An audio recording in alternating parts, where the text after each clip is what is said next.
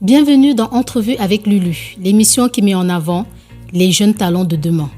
Aujourd'hui, je reçois Tiras. Tiras, bonjour. Bonjour Lulu. Vainqueur du prix du public durant la rencontre artistique de Bretigny-sur-Orge avec ton fameux tableau Femmes d'Afrique, exposé en mars 2024. Tes tableaux sont exposés partout dans le monde, France, Espagne et les États-Unis. Tu es également exposé à Paris UNESCO durant la Semaine africaine, à la Galerie parisienne Libre et l'Art en juillet 2024. Merci d'avoir répondu à mon invitation, Tiras. Merci à toi de m'avoir invité. Alors, dis-moi, quel est ton courant artistique ? Moi, mon courant artistique, je vais dire le pointillisme, mais quand on regarde attentivement mes œuvres, on peut se rendre compte que je mélange plusieurs styles. Mais voilà, c'est essentiellement le pointillisme. Pour une personne comme moi qui ne connaît rien à la peinture, qu'est-ce que tu veux dire par plusieurs styles ? Plusieurs styles, on va parler du réalisme. Si on regarde par exemple ma série sur les animaux du bassin du Congo que j'ai réalisée récemment, on est sur le pointillisme, sur l'essentiel de l'œuvre, mais au niveau des éléments tels que les yeux par exemple, on est sur le style du réalisme. Et tout cela pour rendre en fait, l'œuvre encore plus présente, parce que les yeux en fait, rendent tout simplement le sujet captivant. D'accord, et comme nous le savons, les yeux est la lumière du monde. Exactement. Quels sont les artistes qui t'ont inspiré plus jeune ? Moi, les artistes qui m'ont inspiré plus jeune, il y en a plusieurs. Le premier, c'est Van Gogh, donc c'est mon artiste peintre préféré. Et il y a aussi Paul Signac, c'est un artiste français. C'est lui qui a créé le style du pointillisme. D'accord. Après, il y a Chéri Samba, c'est un artiste africain qui met beaucoup en avant des histoires sur le Congo avec beaucoup d'humour et beaucoup de couleurs. D'accord. Et est-ce qu'il y a des artistes actuels que tu suis et qui t'inspirent ? Des artistes actuels que je suis, qui m'inspirent, j'en suis pas mal et j'aime beaucoup ce qu'ils font, mais je ne vais pas dire que je m'inspire forcément d'eux pour réaliser mes œuvres. Aujourd'hui, D'accord. je m'inspire de tout en fait. Ça peut être d'un film, ça peut être d'une histoire, beaucoup de ma famille aussi. D'accord. Et également ma religion chrétienne, ça m'inspire énormément. Donc voilà. Ok. Et comment t'es venue à la fibre artistique ? La fibre artistique, je l'ai toujours eue depuis mon enfance. Et il faut savoir que moi, je suis né au Congo-Brazza. Au Congo plutôt, excusez-moi. On dit Congo-Brazza, mais c'est le Congo. Ah oui, le Congo, hein. C'est ça. Je suis né au Congo. Et depuis mon enfance, en fait, j'ai toujours aimé faire des choses avec mes mains. Donc, c'était même pas le dessin ou la peinture, mais c'était vraiment fabriquer quelque chose avec mes mains. Par exemple, je fabriquais des fois des jouets et ce genre de choses qui font que j'ai toujours eu la fibre. Donc, c'est un peu ça, depuis toujours, en fait. Ok, je comprends. Donc, c'est vraiment quelque chose qui était un peu inné, on va dire. Exactement. On peut dire de toi que tu es autodidacte. C'est ça, oui. Je suis autodidacte.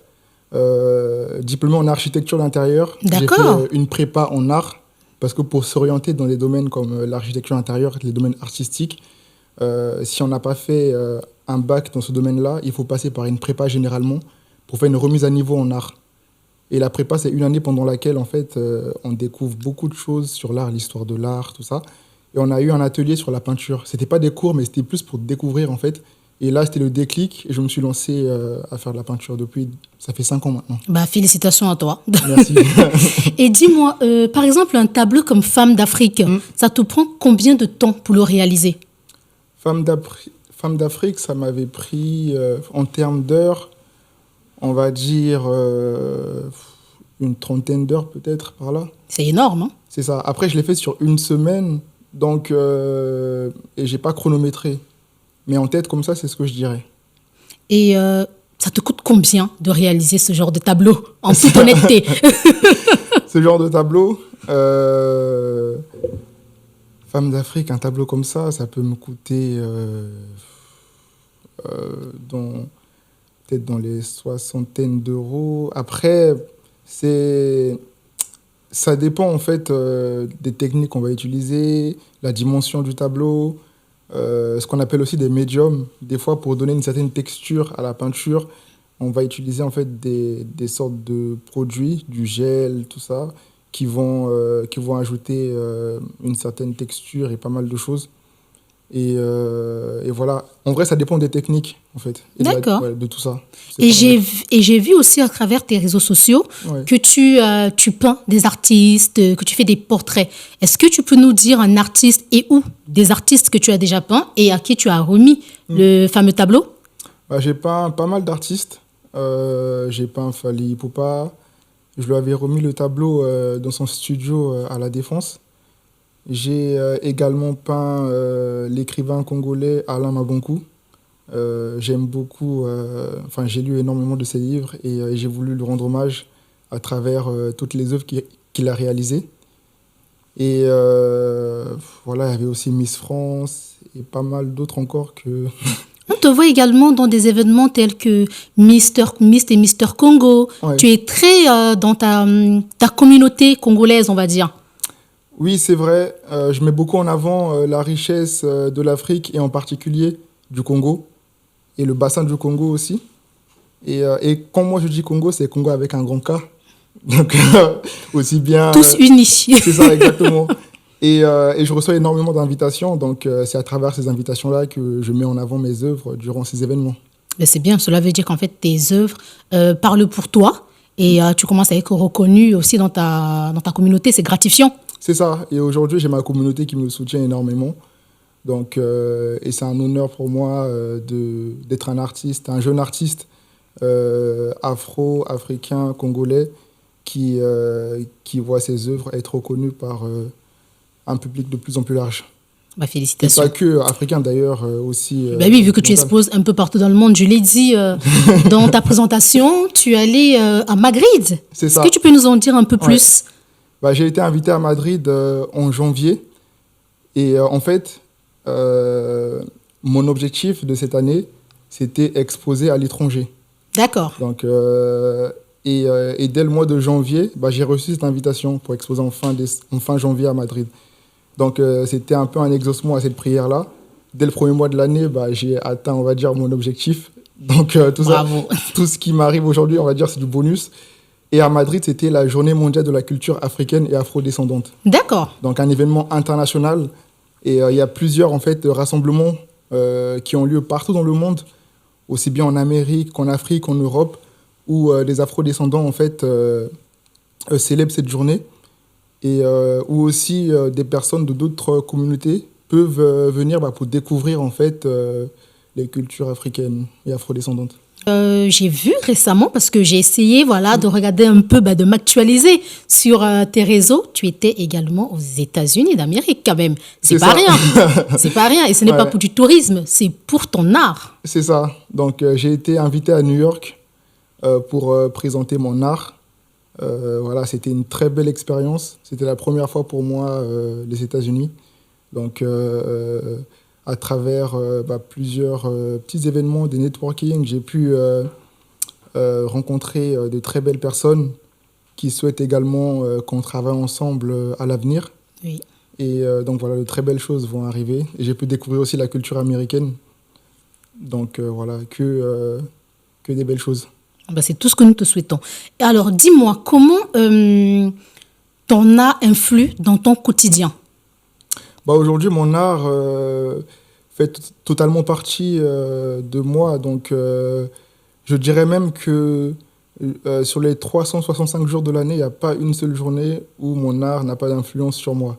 C'est-à-dire, même si je ne vais pas peindre, je vais réfléchir à un prochain tableau, je vais aller effectuer des achats pour réaliser mes œuvres. Et aujourd'hui, j'ai mon manager, donc on va échanger ensemble sur pas mal de choses. Donc ça fait vraiment partie de moi, en fait. D'accord. Et j'ai vu également que tu es designer. Mm. Donc, Ouais, designer d'intérieur, plus spécialement. Et à travers mon bachelor en design d'espace, oui. que j'ai obtenu il y a maintenant 2 ans. Donc après, c'est vrai qu'aujourd'hui, je suis beaucoup plus actif en tant qu'artiste peintre. Mais voilà, des fois, j'interviens dans quelques projets, beaucoup au Congo. Mhm. Je travaille beaucoup à distance. J'ai un cousin d'ailleurs qui est architecte et qui a des clients ici en France. Donc je peux des fois effectuer un travail en amont avec eux Et Oui. lui, après, sur place, il prend le relais et il réalise les travaux. Voilà. Bah, ça fait beaucoup de corps à ton arc, hein. C'est ça. Après, je suis également sportif et je me décris comme athlète. Oui, Et tout ça, ça me permet de garder un équilibre, en fait. Je ne peux pas réaliser mon art sans avoir cette activité sportive-là. d'accord. Et la spiritualité aussi a beaucoup de place dans cet équilibre. D'accord. Quel message pourrais-tu donner à la jeunesse d'aujourd'hui et de demain qui ont des passions, mais qui n'arrivent pas à les mettre en avant? Moi, mon message, c'est se lancer, en fait. Et moi, c'est ce que j'ai fait. Et les portes vont s'ouvrir, en fait. Mais d'abord, il faut faire le premier pas. On peut avoir peur, on peut hésiter, c'est normal. On est tous passés par là. Il n'y a personne qui s'est lancé sans se poser des questions. Mais par la suite, si on le fait vraiment avec le cœur plutôt, les portes vont s'ouvrir, on va rencontrer des personnes qui vont nous aider. Et par la grâce de Dieu, ça va aller. Ah bah, c'est ça, hein. Et est-ce que ça t'arrive de faire des expositions en extérieur? Pour l'instant, je n'ai pas encore exposé en extérieur, mais c'est prévu, notamment à travers des live paintings. Donc, je vais peindre en live dans des lieux emblématiques à Paris. Waouh! Et dans tous les cas, je vais communiquer dessus. Je vais également réaliser des œuvres en live dans des restaurants, des hôtels, des palaces. Donc voilà, de très belles choses qui vont arriver et vous pourrez me voir travailler en live. Et le nom de tes réseaux, c'est comme ton nom, c'est Tiras. Exactement, Tiras MKZ. Super. Et vous allez me trouver. Bah, écoute, quelques petits mots de la fin. Quelles sont tes actualités futures? Mes actualités futures. Déjà là, le 3 mai, j'ai un événement. Après là, c'est un événement, on va dire, qui ne sera pas vraiment ouvert au public. Donc, il y aura pas mal d'élus de la ville de Boissy vers Disneyland, Paris. C'est pas Boissy-Saint-Léger, enfin... voilà, Non, parce que Boissy, c'est un peu plus en bas. Non, Bussy-Saint-Georges. Bussy-Saint-Georges. Ouais, c'est ça. Exactement. Donc, le 3 mai, je serai à Bussy-Saint-Georges pour un D'accord. événement qui va lancer, en fait, un projet dans lequel on m'a invité.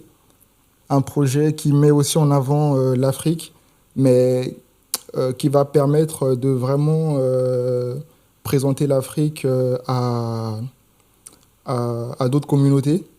Donc, il y aura pas mal d'artistes qui seront invités, tout ça, des écrivains, des créateurs. Et moi, on aimerait bien que je travaille dans ce projet voilà, pour un long moment.